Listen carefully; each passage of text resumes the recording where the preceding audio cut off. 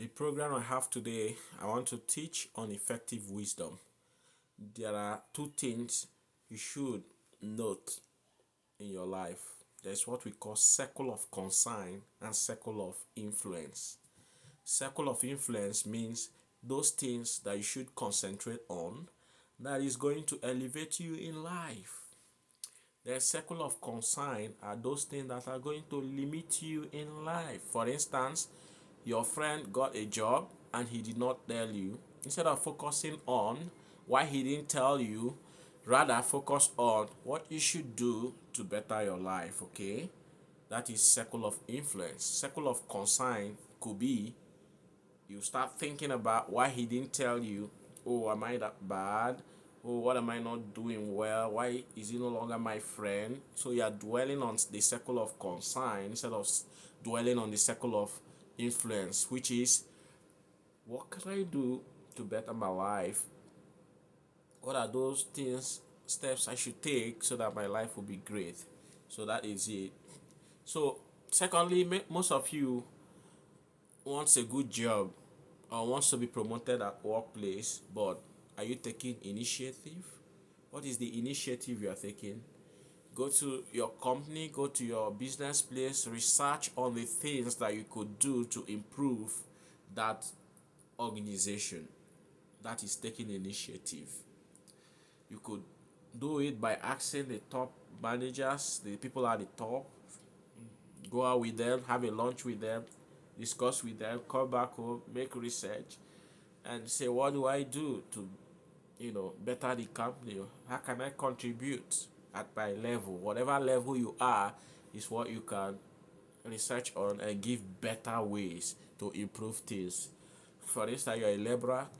Among the laborer circle, the human resource, try to find out things that you can do to better to make work effective. Problem solving. So secondly, don't be a reactive person. Don't stop using this word. What can I do at my level to better this place? They won't even accept it. No, change those words, use a better word, say I can do it, I can research on this to better my organization, and they will accept it. I will adopt a new approach. If I send one approach and they don't, I will send another approach. So those are the things you should do to better yourself.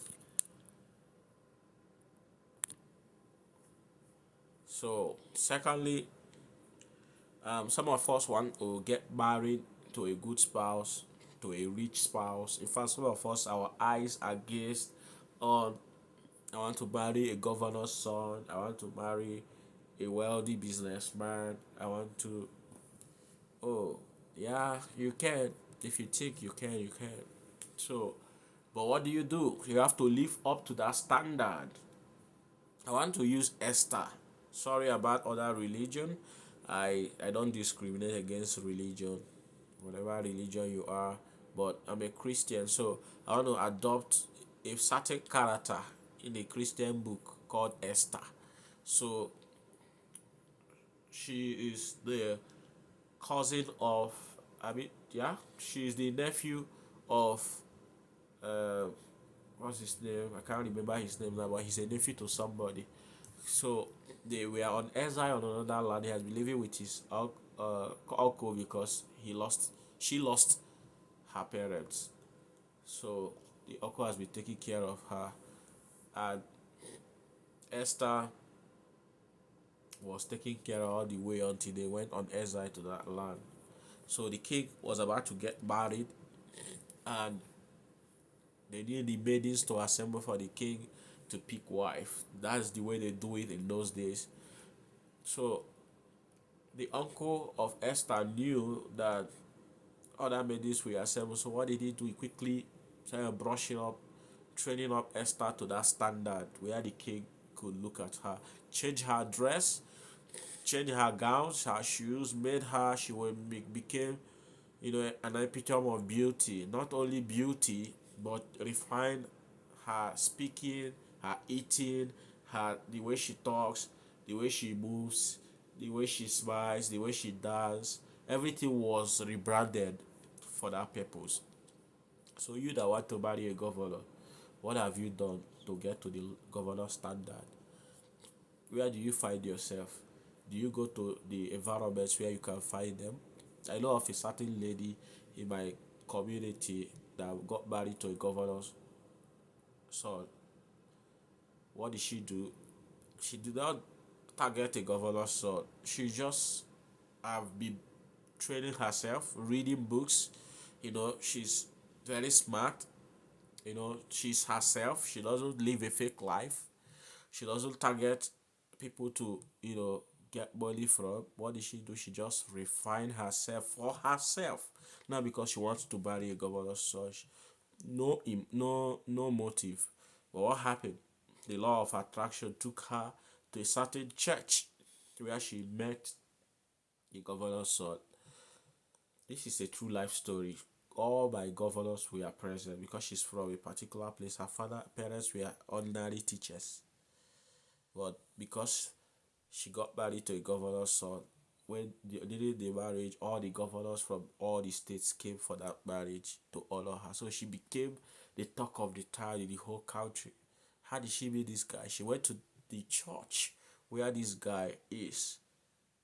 The church where she doesn't know that governor children are there or whatever, but she went to the capital of Nigeria in Abuja. There is a particular church that wealthy men gather, governors, and ordinary people also gather, but it's located where the wealthy people are. But I don't know what took her to that place. During her NYSC, she went there, and the governor saw her, sent somebody to call her. But she said, tell that guy to come and see me if he's serious, because she knows her worth. She didn't just say because you're a governor, so she flew to, she said, tell him to come and talk to me. So what am I saying? You have to live up to that standard. Whatever you want to get, live up to that standard. You can't say, I want to marry a good woman. Why? The things you do are not good. So write them down. I try to change.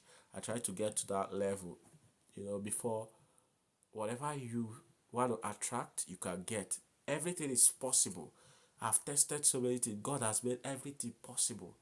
Whatever you want to get in life, just visualize it. Get a vision board, put it every morning when you wake up. If you're a Hindu, pray in your Hindu language. India, you pray in India. Chinese, you pray in Chinese. Christian, you pray in Christian. Muslim, you pray in Muslim way. Then you look at it and say, oh, write down the things you want to become. You don't write down what you want to become today and become. You have to take steps. You have to write it down. That writing it down, even if you don't have money, it will be pushing you towards your direction, and the universe is going to send ways in which it will actualize. So have a vision board is very important. If you want to have, I bet you if you want to have 20,000 Canadian dollars tomorrow, I mean, in future, maybe let's say you give yourself the possibility time limit. You say you want to have 10,000 US dollars by so month. Place it on the wall. When you wake up, you pray, you start looking at that, or a car picture, the kind of house or picture, the kind of husband, the kind, write all the qualities and put on your wall, a vision board. Then look at it, pray, go out. Your mind will start taking towards that way, and whatever uh, whatever that you accumulate, it's inside you by watching, looking at it, or talking about, or memorizing. It will attract something good for you. It has happened to me. I've done it to somebody. I've coached somebody to do it when the person wants to get married, and the person got married. I've done it before. It worked for me, a couple of times. Even I don't want to mention, but a couple of times it has worked for me. So whatever you want to become, live up to that standard. You want to get married, change your pictures, change your wardrobe, change the way you talk, change who you hang out with, elevate yourself, find yourself in better environments where you meet good people. Start changing things. Thank you very much. My time is up. I'll come back by 10 p.m. today to discuss this. 10 p.m. Canadian time, Calgary, Alberta time. Stay tuned and watch me. Thank you very much. I hope to see you at my live session 10 p.m. Calgary, Alberta time. Come and listen to more